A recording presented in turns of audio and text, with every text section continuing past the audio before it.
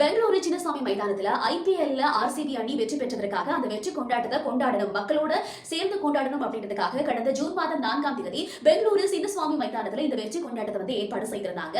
ஆனா அங்க எதிர்பாராத விதமாக அந்த கூட்ட நெரிசல சிக்கி கிட்டத்தட்ட 11 பேர் வரைக்குமே பலியாகி இருந்தாங்க. இந்த நிலையில இந்த சம்பவம் குறித்து விசாரணைகள் நடைபெற்றுக் கொண்டிருக்கக்கூடிய இந்த வேளையில இந்த சம்பவம் குறித்து 2200 பக்கங்களை கொண்ட குற்றப்பத்திரிகையை தாக்கல் செய்யறதுக்கு சிஐடியினர் முடிவு செய்திருக்கிறாங்க. இந்த கூட்ட நெரிசலுக்கு கர்நாடக மாநில கிரிக்கெட் சங்கம் அதே மாதிரி ஆர்சிபி அணியினர் விழா ஏற்பாடு குழுவினர் தான் காரணம் அப்படின்னு சொல்லி இந்த குற்றப்பத்திரிகையில சொல்லி இருப்பதாக தமிழ் ஊடகங்கள் செய்தி வெளியிட்டிருக்கின்றன. குறிப்பா இந்த வெற்றி கொண்டாட்டத்துக்கு பாதுகாப்பு வேணும் அப்படின்னு சொல்லி கடிதம் ஒன்றை காவல் ஆணையாளர்கிட்ட கொடுத்திருக்காங்க. ஆனா இந்த வெற்றி கொண்டாட்டத்திற்கான பாதுகாப்பை ஏற்பாடு செய்யறதுக்கு முதலையே இந்த வெற்றி கொண்டாட்டம் நடைபெற்றிருப்பதாக அந்த குற்றப்பத்திரிகையில சொல்லப்பட்டிருக்கிறது. இந்த குற்றப்பத்திரிகை காரணமாக ஆர்சிபி அணி நிர்வாகம், கர்நாடக மாநில கிரிக்கெட் சங்கம், விழா ஏற்பாட்டு குழுவினர் இவங்களுக்கு நெருக்கடியான ஒரு சூழ்நிலை உருவாகி இருக்கு அப்படின்னு சொல்லப்படுது. ஐபிஎல் போட்டிக்கான ஏலம் இப்போ இடம்பெற்றுக் கொண்டிருக்கின்ற நிலையில இப்படியான ஒரு சர்ச்சை, அதாவது நெருக்கடி ஆர்சிபி அணியினருக்கு எழுந்திருக்கிறது.